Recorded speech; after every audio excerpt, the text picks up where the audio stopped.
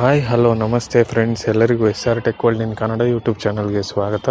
ಯಾರೆಲ್ಲ ಹಾಸ್ಟೆಲ್ಗೆ ಅಪ್ಲಿಕೇಶನ್ನ ಸಲ್ಲಿಸಬೇಕು ಅಂತ ಇದ್ರಿ ಮತ್ತು ವಿದ್ಯಾಸಿರಿ ಸ್ಕಾಲರ್ಶಿಪ್ಗೆ ಯಾರೆಲ್ಲ ಅಪ್ಲಿಕೇಶನ್ ಹಾಕಬೇಕು ಅಂತ ಇದ್ರಿ ಅವರಿಗೆಲ್ಲ ಇದೊಂದು ಗುಡ್ ನ್ಯೂಸ್ ಆಗಿದೆ. ಸೊ ಆ ಗುಡ್ ನ್ಯೂಸ್ ಏನು ಅಂತ ಈ ಒಂದು ವಿಡಿಯೋದಲ್ಲಿ ತಿಳಿಸ್ಕೊಡ್ತೀನಿ. ಬನ್ನಿ ವಿಡಿಯೋನ ಸ್ಟಾರ್ಟ್ ಮಾಡೋಣ. ಸುಮಾರು ಜನ ವಿದ್ಯಾರ್ಥಿಗಳು ಹಾಸ್ಟೆಲ್ಗೆ ಅಪ್ಲಿಕೇಶನ್ ಹಾಕಿರಲಿಲ್ಲ, ಅದೇ ಥರ ವಿದ್ಯಾಸಿರಿ ಸ್ಕಾಲರ್ಶಿಪ್ಗೂ ಕೂಡ ಅಪ್ಲಿಕೇಶನ್ನ ಹಾಕಿರಲಿಲ್ಲ.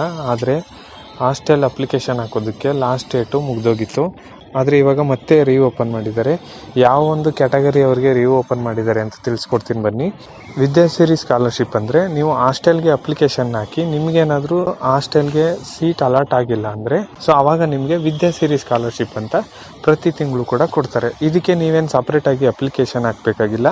ಹಾಸ್ಟೆಲ್ಗೆ ಅಪ್ಲಿಕೇಶನ್ ಹಾಕಿದ್ರೆ ನಿಮಗೆ ಸೀಟ್ ಸಿಕ್ಕಿಲ್ಲ ಅಂದರೆ ಗೌರ್ಮೆಂಟ್ ಅವ್ರ ಕಡೆಯಿಂದ ನಿಮಗೆ ಪ್ರತಿ ತಿಂಗಳು ಕೂಡ ಅಮೌಂಟು ಬರುತ್ತೆ. ಸೊ ಅದೇನೇ ವಿದ್ಯಾಸಿರಿ ಸ್ಕಾಲರ್ಶಿಪ್ ಆಗಿರುತ್ತೆ. ಸೊ ಹಾಸ್ಟೆಲ್ಗೆ ಹೇಗೆ ಅಪ್ಲಿಕೇಶನ್ ಹಾಕಬೇಕು ಅನ್ನೋದನ್ನು ವೀಡಿಯೋಗಳ ಮುಖಾಂತರ ತಿಳಿಸ್ಕೊಟ್ಟಿದ್ದೀನಿ. ಹೇಗೆ ಅಪ್ಲಿಕೇಶನ್ ಹಾಕಬೇಕು ಅನ್ನೋ ವೀಡಿಯೋ ಲಿಂಕ್ನು ಕೂಡ ಈ ಒಂದು ವೀಡಿಯೋ ಡಿಸ್ಕ್ರಿಪ್ಷನಲ್ಲಿ ಕೊಟ್ಟಿರ್ತೀನಿ. ಸೊ ನೀವು ಬೇಕಾದರೆ ನೋಡಿಬಿಟ್ಟು ಹಾಸ್ಟೆಲ್ಗೆ ಅಪ್ಲಿಕೇಶನ್ ಹಾಕಿ. ಸೊ ನೀವು ಇಲ್ಲಿ ಗಮನಿಸ್ತಾ ಇರ್ಬೋದು, last date for online application ಅಂತ ಇದೆ. OBC ಕ್ಯಾಟಗರಿಯ ವಿದ್ಯಾರ್ಥಿಗಳಿಗೆ ಕ್ಲೋಸ್ ಆಗೋಗಿದೆ. ಅದೇ ಥರ ಮೈನಾರಿಟಿ ವೆಲ್ಫೇರ್ ಡಿಪಾರ್ಟ್ಮೆಂಟ್ ಅವ್ರಿಗೂ ಕೂಡ ಕ್ಲೋಸ್ ಆಗಿದೆ. ಆದರೆ ಸೋಷಿಯಲ್ ವೆಲ್ಫೇರ್ ಡಿಪಾರ್ಟ್ಮೆಂಟ್ ಅಂದರೆ ಯಾರೆಲ್ಲ ಸಮಾಜ ಕಲ್ಯಾಣ ಇಲಾಖೆ ಅಂಡರಲ್ಲಿ ಬರ್ತಾರೆ, SC ಕ್ಯಾಟಗರಿಯ ಒಂದು ವಿದ್ಯಾರ್ಥಿಗಳು ಅವರಿಗೆ 20/2/2024 ಕೂಡ ಹಾಸ್ಟೆಲ್ಗೆ ಅಪ್ಲಿಕೇಶನ್ ಹಾಕೋದಕ್ಕೆ ಓಪನ್ ಮಾಡಿದ್ದಾರೆ. ಸೊ ಯಾರೆಲ್ಲ ಇನ್ನೂ ಅಪ್ಲಿಕೇಶನ್ ಹಾಕಿಲ್ಲ ದಯವಿಟ್ಟು ಬೇಗ ಹೋಗಿ ಅಪ್ಲಿಕೇಶನ್ನ ಸಲ್ಲಿಸಿ.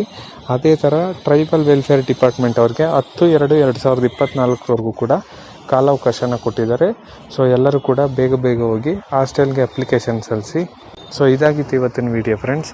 ನಿಮಗೇನಾದರೂ ಈ ವಿಡಿಯೋ ಇಷ್ಟ ಆಗಿದ್ರೆ ಲೈಕ್ ಮಾಡಿ ಮತ್ತು ಶೇರ್ ಮಾಡಿ. ಏನಾದರೂ ಡೌಟ್ ಇದ್ದರೆ ನನಗೆ ಕಮೆಂಟಲ್ಲಿ ತಿಳಿಸಿ. ಧನ್ಯವಾದಗಳು.